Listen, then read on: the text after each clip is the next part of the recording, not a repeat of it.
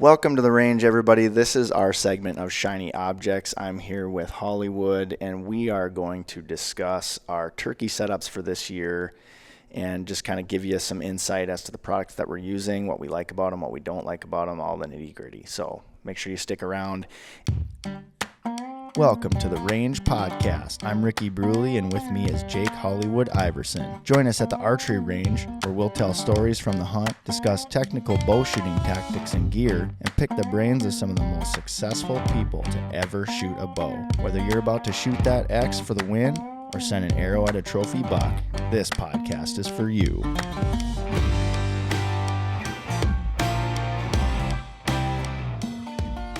The Range Podcast is brought to you by Vapor Trail Archery, makers of the best bowstrings money can buy, originators of limb-driven arrow rest technology, and innovators of Stokerized stabilizer systems.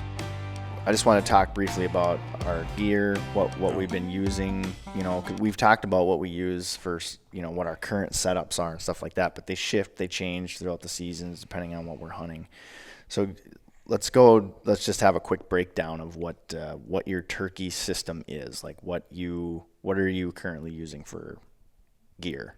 We'll be right back.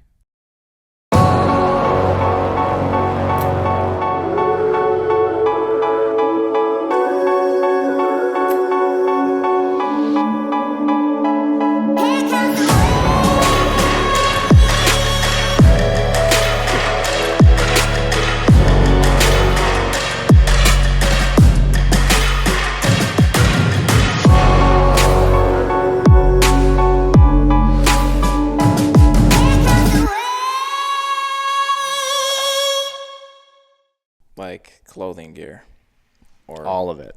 not just excluding bow, because we've already, you and I have kind of been through that. I haven't changed anything there. Let's start with the bow because you know for the people who haven't heard that episode, you know what I mean. That's true. Like, and you can Then just go look at it. No. Yeah, you can just run through it quick. We don't have to get super Yeah. into detail about it. If people have questions, they can feel free to email us, wood@vaportrailarchery.com or rick@vaportrailarchery.com. Ask us everything. Yeah. Prime RVX 34. Yeah. HHA Max Rise 2-pin. Gen 8X for the rest. Which is an integrated mounting mount. Yeah. system. Awesome rest. Easy to set up. Yeah. R strings, Easton 4mm arrows, new for this year. G5 Mega Meats, trying those out. Shout out to Brian. I don't know tight spot and prime quiver. I mean, you and I pretty much, you put me on tight spot for the most part, but those things are sweet. I love them. Yeah, so I mean, they're so good that now, I mean, how many licensing agreements do all these companies have with them now? Because you saw Chad's? Yeah, because Bowtech has their own version of it now too. Right. I mean, Pure Archery owns them, but now they have like their own version with tight spot, and now like G5 has their own version. I'm like, it's slick. Yeah, it's really nice. And then, so I like running that. I'm running the one last thing at Sitka I own is the Sitka bow sling.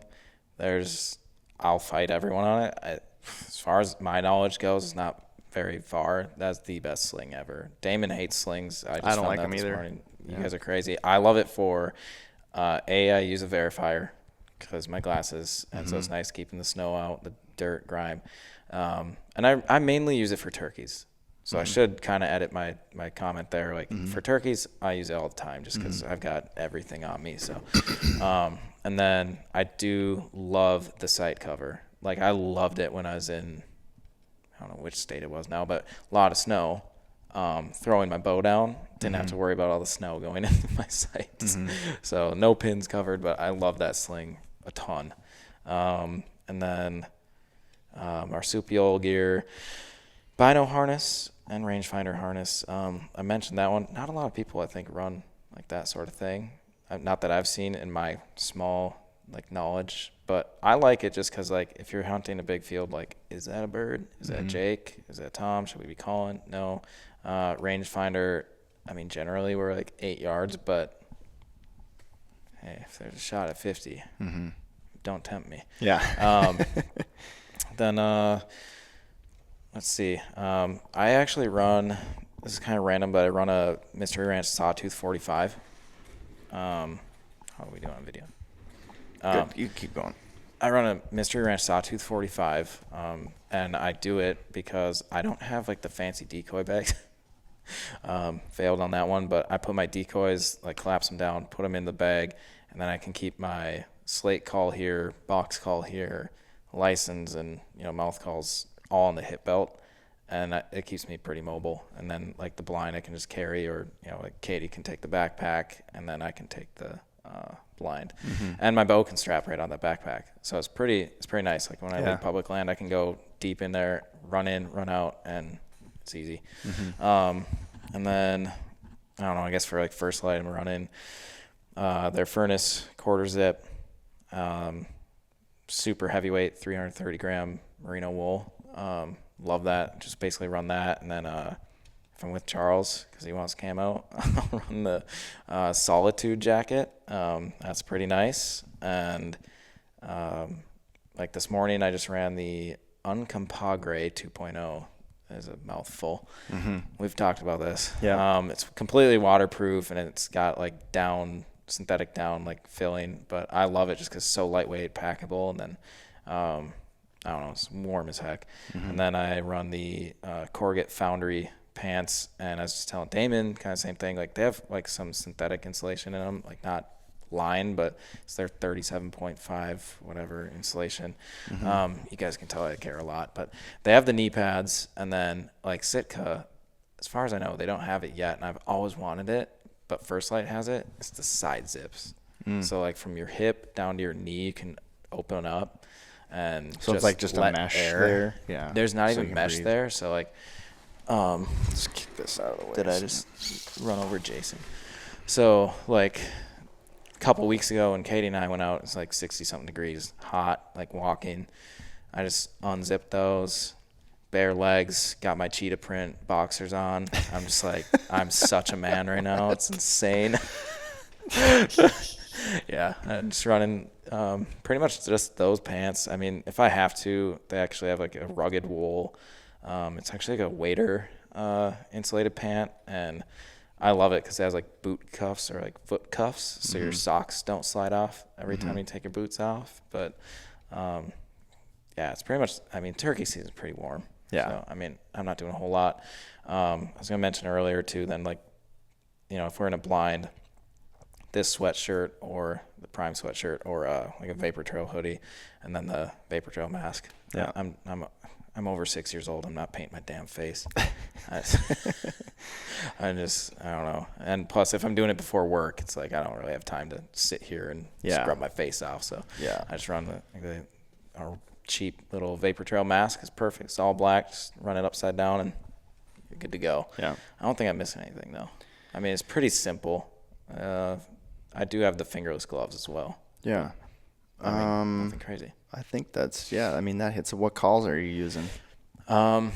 This year, I'm notorious to myself. I lose my mouth calls every single year. It's like the first year that I dabbled with mouth calls was like is it Fox Pro? So if anyone owns them, maybe it's Zinc. I don't know. Then last year was Shane Simpson, and that dude's pretty awesome. Everyone should check him out. We should have him on here sometime too. Yes. Yep. He made up some calls or whatever it is. It's Hooks Custom Calls, I think is technically who it is. But either way, Shane Simpson's was running last year, and now this year Woodhaven's for the mouth calls. Yeah. Just because I needed calls like desperately, and Woodhaven's a good brand. Then the shout out to Charles. He hooked me up big this year. He got me the Primos box calls and a slate call. I don't think they're anything too fancy, nothing too crazy, but in my eyes, I don't think you really need anything. But like Sam Soholt has that fancy like glass one. I really want it, but I don't think I could use it. I don't think I could scratch it up. It looks so sweet. Yeah. And some calls are more difficult to use than others, and some of them you can get like super loud, like Damon's to the point where screaming, dude. Yeah, to the point where from what my buddy Travis, I've never used an aluminum one, but he was telling me that that's about as loud as you can get. See, I don't even know. Yeah. I just know it's a slate call, and you've got glass and like a slate as far as I know. Mm-hmm. like my ignorance is shining very strongly right now, but that's all I know. And I don't know, until this morning I found out, like, damn, that call that Damon was using is glass, and that thing was loud. I could not believe it. Yeah, because there's glass, I think there's crystal. I think they're actually different. And then aluminum and slate. Wow. I might be missing something, but yeah, I mean, it's just good to have a good arsenal of different calls in your pack. I've got all kinds of different. Yeah, Charles opens up and it's just I've got a smorgasbord of stuff, but I can get into that. So, trying to think other things that you might be using. So right now you've got the Primos version of the double bowl blind, and that is that you're borrowing the surround view. It's a surround view, yeah. And I don't know if it's like a wider version. My understanding, I think, is that they have like a max and then like an extra wide or something. I don't even know the size difference, but yeah, that's what I'm using right now. It's just that surround view. And I've only popped it up once, and that was the day that hopefully DNR doesn't, hate me for this, but that was the day I was reading through the regs. I'm like, oh, we're supposed to have blaze orange on this. Whoops. Yeah, so. and actually I'm glad you mentioned that. I wanted to mention this earlier, speaking of regs. So I think it was in the Shiny Objects episode with Charles, I talked about how you can use a bow with a firearms tag for turkeys. And so I may incriminate myself here on this episode. However, because Damon had somebody from Cabela's tell him that if you have a firearms tag, you cannot use a bow. And I was like, what? That doesn't make any sense. I'm like, I don't think that applies, right? And so I looked at the regulations, and I literally read to him verbatim from the PDF that you download from their website that said, or at least it didn't say that you couldn't use a vertical bow. Yeah. And in all years prior, that's always been the case. If you have a firearms license for turkey, you can use a bow. Not talking about a crossbow. I'm talking about a bow. Vertical compound bow. And so that's how it's always been, right? And then I had checked. It was just like I had checked the regulations after because something raised the question, right? Or raised a question that I wanted to look at the regulations again. So I looked at the regulations, I downloaded them. And now it says that if you have a firearms tag, you can use a crossbow, but you cannot use a vertical bow. Yeah. And that's mind-boggling to me. That makes no sense. Yeah. It's the same thing. It makes no sense. So basically what they're saying is if you're using a crossbow, you can get whatever tag you want. Yeah. It's open season, all season for them. You can get whatever tag you want. And it's like... Or if you're a shotgun guy, but you, for whatever reason, want to sneak in or something, I mean, you might as well just pick up your crossbow then. Yeah. By buying a firearms tag, I'm reducing the amount of days I can hunt significantly. Yeah. And I'm making it harder. Yeah. But I can't do that. What the F? That is the most bizarre thing to me. I do not understand that. And then you continue to read down in the regulations under the archery specific section, and it says that you can use a mechanical device to draw the bow, but it has to be under your own force. Yeah. So that's contradictory to being able to use a crossbow. But yet crossbows can hunt all of archery season. What the heck? Yeah. And there's proof on the internet that it did not say anything specifically. We found an article. Yeah, won't say where from, but the article. Weeks before the DNR changed. Yeah. To their verbiage. So it's like they changed it in between. Yeah. when I looked and when I, and that was in the span of probably a 3-week period. Yeah. And again, it just doesn't make any sense to me. And when I registered my bird, I registered that I used a bow, a vertical bow. And so I don't know if I'm going to get something in the mail or I have, who knows, get a DNR knock on my door. I have no idea. I don't know what the repercussions could potentially be. Right. But I'll fight it.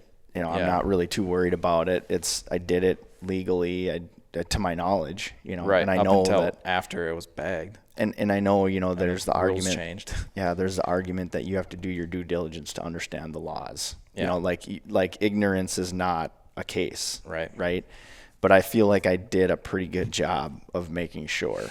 Yeah. And so it's like, what in the world is going on here? Like so anyway, so for anybody that heard me say that on the previous podcast, saying the regulations currently say that you cannot use a vertical bow with a firearms turkey tag. In Minnesota. Yeah. So just be careful. News. That's what I'm saying. Yeah.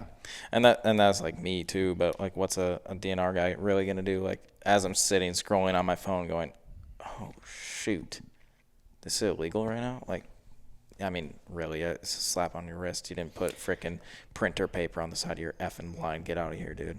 But, yeah. I mean, I don't know. What's a guy do? I mean, I want to be just laugh with me, but yeah, I want to be law abiding, but some of these things are just absolutely ridiculous, And I get the crossbow thing. I get we want to get more people involved in the sport. Like I understand all of that, but why are archers using and I hate this term vertical bow because that term didn't exist. Yeah.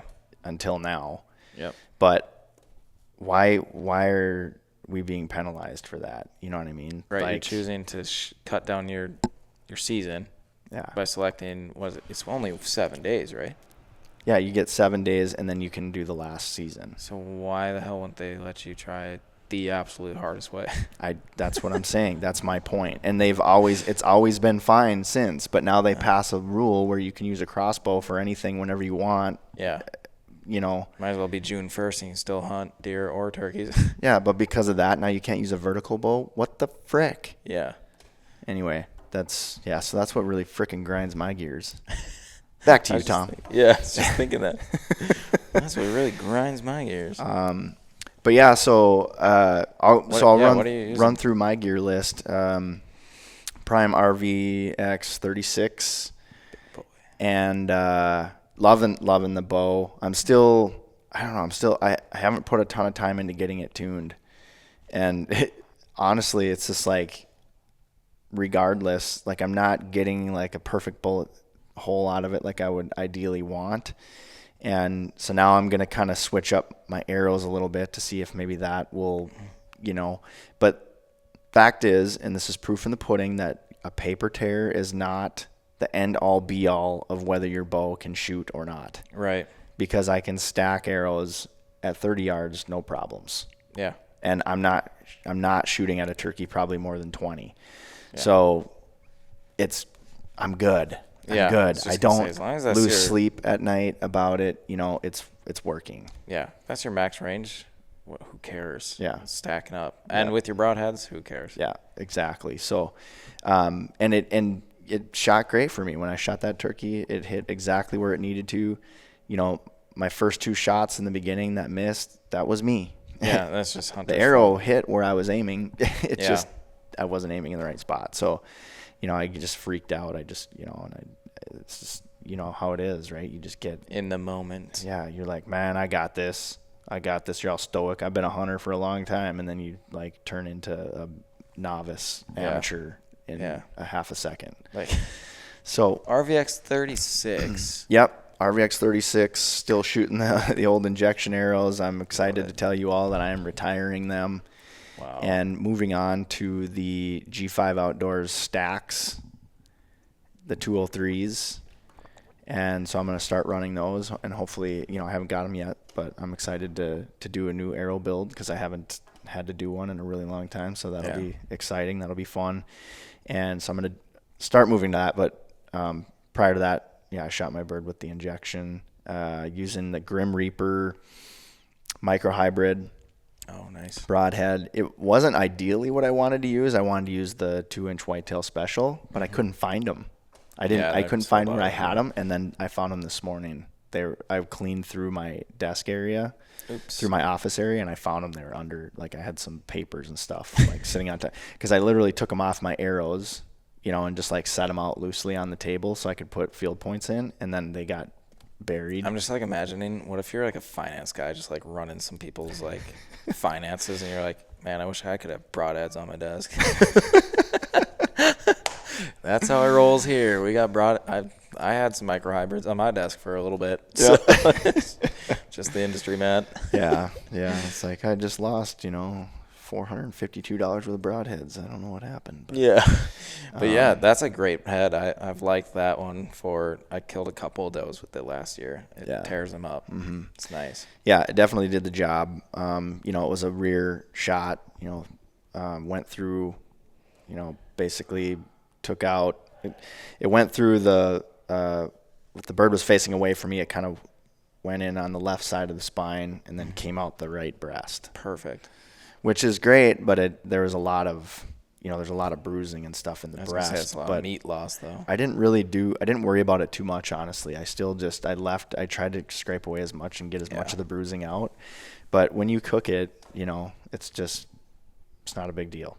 Didn't affect the flavor at all or anything like that. It was, I smoked that breast for a couple hours on my smoker, and it was absolutely delicious. The only thing is I did a brine, a salt brine, and it was one from Meat Eater, and it's one where they say you should keep it in there for 12 to 24 hours. Yep. And I think I had it in there for like maybe 14, and it was too much. It was too salty. Okay. Yeah. So next time I'll either, do one of two things. I'll go less salt or less thyme. Because then there's other recipes like Matt Pittman from Meat Church. They actually have like a brine blend that they call, it's called the bird baptism, I think is what it's called. And but I couldn't find it. I couldn't find it anywhere because Ace Hardware sells all that stuff, and they didn't have that particular one. So I just had to make one from Meat Eater, and it ended up being a little on the salty side, but it was still delicious. I did not waste a bit of that. And so anyway, moving on. What else? Arrow rest. Yep, I had a rest on there that it's a new prototype. And I can't really talk too much about it right now because we're looking to probably launch that May 15th is I think when we're going to launch that. I forgot you don't have the 8X. And so I have the new prototype Arrow Rest on there, and it performed well. And then let's see what else. I got the Prime, / tight spot quiver on there, which was really nice. It was pretty handy to have in the blind. I like the functionality. I love the way that it all works. For clothing, I'm all Sitka for the most part. My base layers are Under Armour, same Under Armour base layers I've had for over a decade. Yep. So I've never seen a need to change. It's kind of same here. They're compression, so I really like that. And then I run the Apex. Oh, that's outfit, what you're wearing. Yeah. In subalpine, and then I basically just wear I have some. I just have these Duluth Trading Flex Fit work pants. They're black, and so I'll wear those as my main layer, and then I put the Apex gear over the top of those. So I have camo. So I don't go out to the blind that way. I go to the blind in all black. But I always have my Apex gear with me. So if I got to get out of the blind, I'll throw that stuff on real quick over my black. And then I wear the Fanatic hoodie by Sitka, and that's all black. It's got a built-in hood and face mask. So I love that. I don't have to worry about carrying a face mask or making sure I have one. Mm-hmm.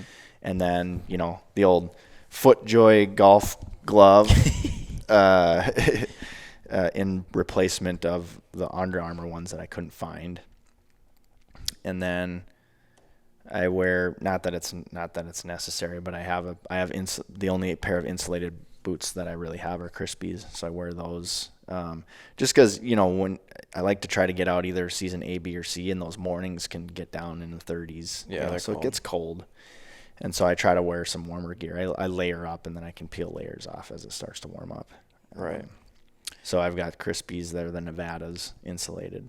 Gotcha. Yeah, because, I just run like a muck boot that's insulated as well. Mm-hmm. Poor Damon did not this morning. Yeah. He wears Vans in the blind. He did for you guys? He's wearing that's what he did when he killed his bird. He had wearing Vans. What was I going to ask? How are you liking the UltraView release? I only bring that up and circle back to the gear because that is new for you this year, right? Mm-hmm. Yeah, first animal I've ever killed with the UV button. It worked, right? Yeah, absolutely. Any afterthoughts? Well, I'm still kind of trying to get used to it a little bit. Mm-hmm. I need to shoot it more, and I haven't really played with it much since I got it back, because I think I've mentioned this on other podcasts where getting used to not having something on your wrist, I dropped it like 10 times, and I've got the stainless steel version of it, so it's got some weight, and it chips the ground when it hits the ground, Yeah. And I was just like, man, I can't believe this thing is not broken, and then finally it happened, and has nothing to do with lack of quality of the product. I just was negligent, and dropped it too many times, and it ended up getting to the point where the sear wasn't engaging, and it didn't matter what where I moved the travel or anything like that. Like, it just wasn't functioning, and the last thing I wanted to do was take it apart. So I just contacted their customer service, sent it back. They sent me a whole new one, which is absolutely amazing. But since I had gotten it back, hadn't even played with it, so it was factory settings still. Oh. And so as I was shooting it, I was like really kind of struggling, and I'm just like, I haven't really made any adjustments to it. So I started playing with the travel a little bit and the sensitivity. Kind of a little hotter. Yeah, I shifted the barrel out just a little bit so that it stuck out a little bit further, because now I'm trying to get away from command shooting and getting to that point where I'm really just kind of squeezing my blades, my shoulder blades together, and then it eventually goes off. And I don't like that it surprises me. I hate that. In fact, I worry that it's going to actually create target panic. Yeah. But as long as I avoid, shooting on command, every time, as scary as it is, every time my bow goes off, the arrow's in the X. Yeah. And I'm just like, that is amazing, right? Yep. And so the reason I'm doing this is just because I feel like at some point everybody develops target panic, and so I'm trying to avoid that even ever happening. Yeah. And also it is kind of nice to be able to, especially with now that I'm using a saddle, and you're moving things around, having that wrist strap there, it gets in the way constantly. You're digging in your bags and it's catching on stuff. And so there's that. So it's really nice to be able to just, like, first thing I do, pull my bow up, put it on the hanger, click my release onto the D-loop, and then I'm hands-free. Now I can kind of do what I need to do. That's my favorite part. Yeah, and so that's been nice. But I got to get that little wrist sling too, though, just for when I'm not, so I don't drop it. I'm a lot more careful with it now, so I haven't dropped this one since. But that was pretty cool, because once I started making adjustments, I was stacking arrows pretty nice, and I was just like, duh, because I was kind of getting down on myself, like, man, I'm not shooting well. That sucks. You know what I mean? Going from being able to shoot super good, and then now I'm just like, because I'm chalking it up to just not practicing, which that is a part of it as well. But just making the proper adjustments to that release helped a ton. Yeah, it's fun moving over to those.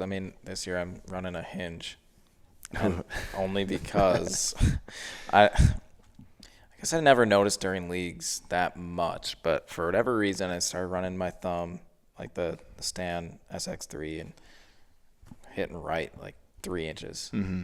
Go back to the hinge, and I can shoot lights out. So I'm like, whatever. I've killed one, maybe both of my turkeys. I can't remember the first one right now, but at least one turkey. And I've killed multiple deer with a hinge before. It's like, whatever. Yeah. I'll just run it. Force it a little bit maybe, but it's good. Yeah. The other thing I was going to say, you got, not that you really, I don't know, do you need it in a blind? You tell me. You got the new Sitka turkey vest, right? It's the new turkey vest. Yeah. Yep. You love it. Dude, you don't even, It's freaking absolutely amazing. Tell us you're loaded without telling us you're loaded. It is absolutely amazing. Like, it's super low profile. There's a reason why Bo Brooks is helping design and build these things. And for those of you who don't know who Bo is, you must not be into turkey hunting very much, because this dude is the most miraculous turkey caller I've ever heard. Yeah. But he even admitted that he's a guy that doesn't like a turkey vest. And I've never used them either, because they're always like huge, super big and floppy, and just like I shouldn't say there's never been a good one, but it's just because of the way they were first built, I've always just strayed away from them. There's never been the right one. Right. And then Bad Lads at one point they were going to come out with one, and I don't ever know what happened with it, because I know they were trying to get some public input. Like, they did a contest where it was like, design your own turkey vest, and you could win a prize. And I don't really know whatever happened with that, but it just kind of ended up working out where Damon had it, and then Sitka came out with the new turkey belt. Yeah. And he really wanted that. And I was like, yeah, I think that looks kind of cool. But I was like, I really like that vest. And the only reason, when the vest first came out, I really wanted to get it really bad. But I was like, the price tag, I was just like, oof, I can't justify that, But now that before I get into that, it's just, I was like, okay, I have an opportunity to get the belt, and Damon wants it. So I was like, if I buy the belt, will you trade with me? Mm-hmm. And he was like, yeah, dude, for sure. So that's what we did. And so I got the vest, and I just, dude, it is so amazing. Like, everything is very strategic. You know what I mean? Like, one thing I don't like about packs and things like that is when you buy them, they've got all these mole straps on them. They've got pockets and this and that and little, carabiners and all that. But you're like, what do I do with these things? Mm-hmm. You know what I mean? And it's like, and I guess somebody could say, well, you do whatever you want with them. But come on, point me in a direction, right? Like, there's got to be a reason why you designed this pocket, right, this big. What do you put in there? You know what I mean? And so when you go to Sitka's website, like, they have a whole video breakdown. It's like, this is what you put in this pocket. This is what you put in this pocket. This is what you put in this pocket. But you could do this too if you wanted, and so that's one of the things that I like about that. And Mystery Ranch does the same thing too. Like, they kind of tell you, like, hey, this is what this pocket was designed for. And I think maybe some of the other companies are getting on board with that. But yeah, it's just low profile, you know what I mean? Yeah. You can put a water bladder in the back. There's a strap on it, so if I want to strap my bow onto it, I can. The seat is literally like, you just pull the straps and it just flops down. You sit down. And then it flips around, and then those straps, you can cinch them back up, so you almost have a backrest. So even if you don't have a tree that you can sit against, you can still lean back a little bit. Yeah. And then you stand up, you flop it around, and then you just pull those straps tight, and it just cinches right up to your back. It's a super fast vest. Yeah, that sounds good. Yeah, it's awesome, and I just like it's just really kind of low profile. They got a nice, like, padded pocket for your box call, so that it holds it in place, so that it's not flopping around, making noise. You've got a pocket on this side where you can put 2 pot calls in there, and I think you can get like 6 mouth calls in there. Jeez. You've got your shock call. You've got a pocket where you could put your pouch or something. Yeah, you could put your owl call, your crow call, or whatever locator call you want to put in there. You got a pocket right here for all the strikers. So, yeah, and it's just, and then inside you've got some mesh pockets, so I can put my license in there and everything. The only downside is that it kind of interferes a little bit with, like, a binocular harness. Yeah, I was just starting to wonder about that. So I was like, man, what would really make this integrate it? The key would be to have some sort of buckles on it where you could strap on you would probably want to make it so that the Sitka one straps to it, but I don't use that one.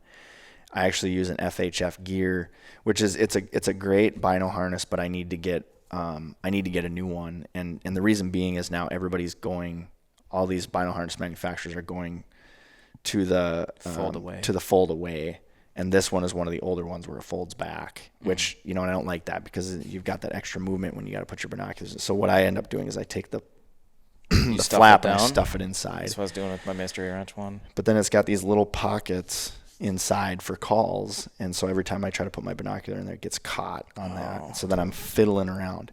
So anyways, it's a great bino harness. FHF gear makes good stuff, but they've got a newer version now that is like the forward deploy, and so I want to upgrade to that at some point. You should probably just wait till the Sitka one comes out.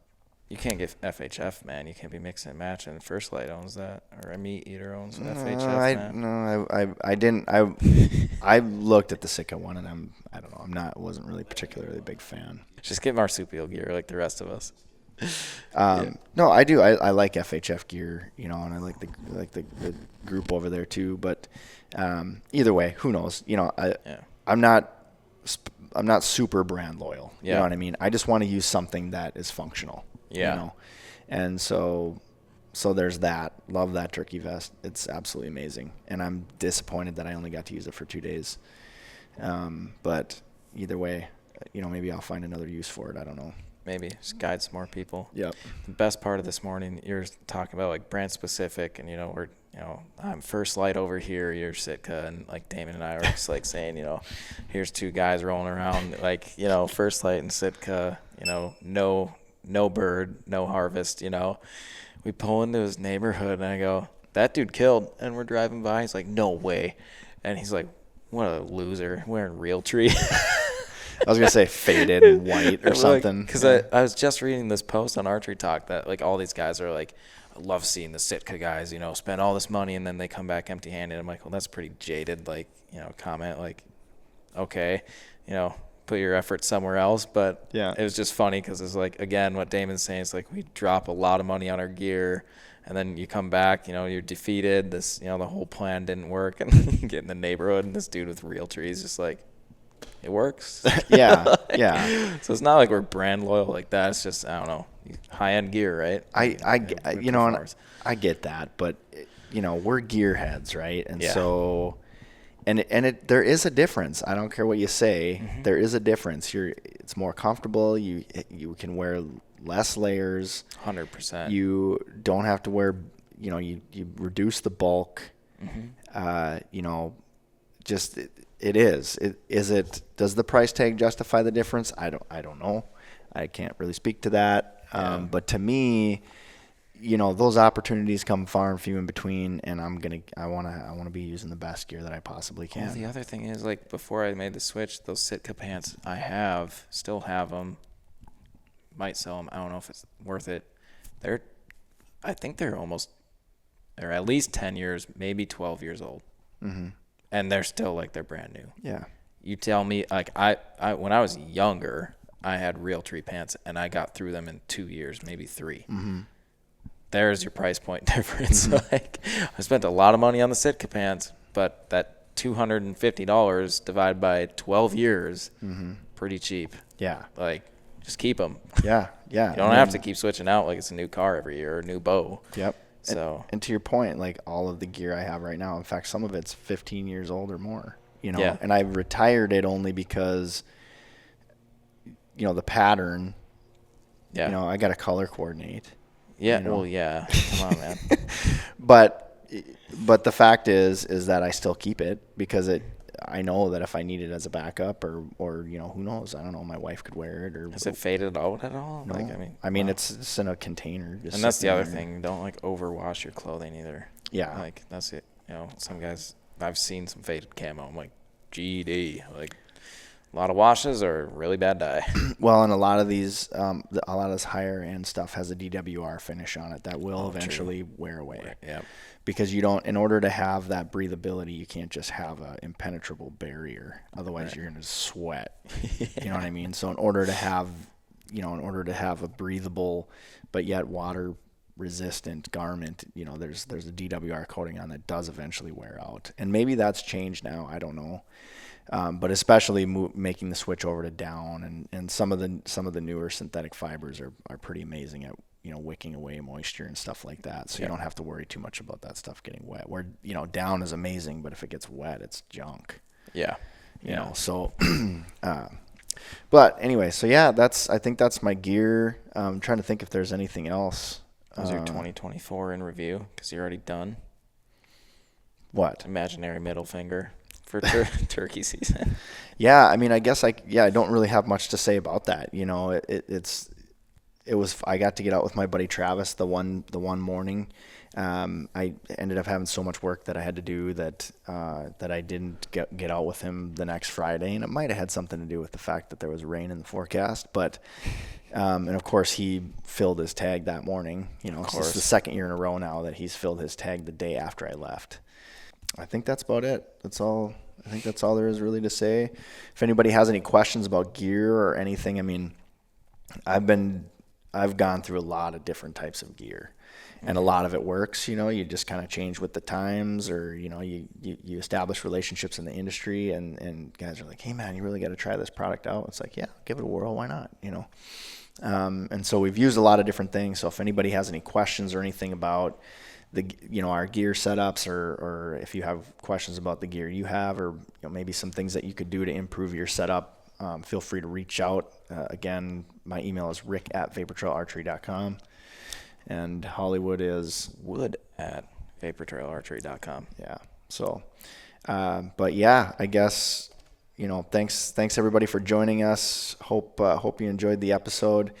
If you want to see the video version of this episode, you can go to our Vapor Trail YouTube channel. Head over there, subscribe, give us a like, and hit that bell so you can be up to date on all things archery. You can always check us out on the Range Podcast on Facebook and on Instagram, and Stokerized Vapor Trail as well, Instagram and Facebook. And yeah, with that, we're going to pack up our bows. I'm going to the field. Rick is going to the range. He's done. I'm not. Yeah. Peace. See you later. Thanks. Vapor Trail is now offering an exclusive discount to the Range Podcast listeners. Enter promo code TRP15, that's TRP15, at checkout for 15% off VTX bowstrings and Vapor Trail and Stokerized branded t-shirts, hats, and other gear.